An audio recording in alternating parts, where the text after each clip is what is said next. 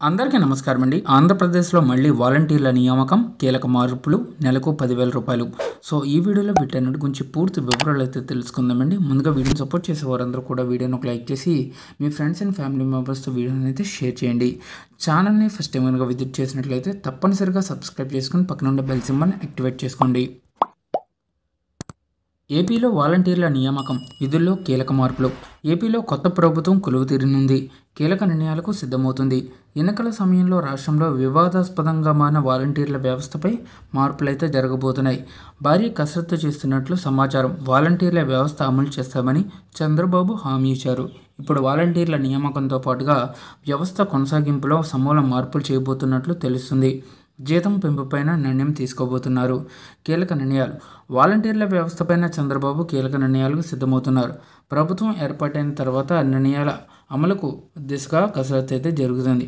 అధికారంలోకి వచ్చిన తర్వాత వాలంటీర్ల వేతనం 10,000కు పెంచుతామని హామీ ఇచ్చారు. ఇప్పుడు తాజాగా జరుగుతున్న కసరత్తు మేరకు ప్రతి గ్రామంలో 5గురు మాత్రమే వాలంటీర్లు ఉంటారని చెబుతున్నారు. ఇప్పుడున్న 5,000 జీతాన్ని 10,000 రూపాయలకు పెంపు దిశగా నిర్ణయం అమలు చేయబోతున్నారు.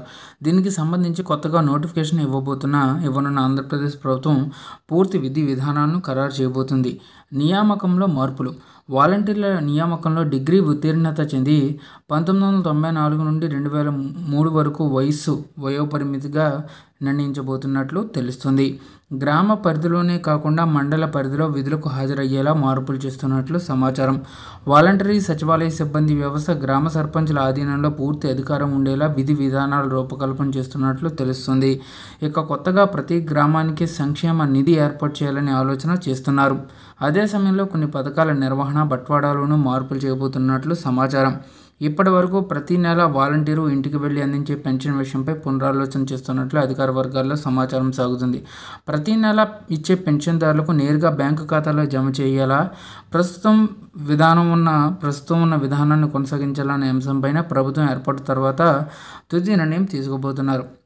సచివాలయ సిబ్బంది ప్రతి ఇంటికి ప్రాతినిధ్యం వహించేలా కొత్త కార్యాచరణ సిద్ధమవుతున్నట్లు తెలుస్తుంది.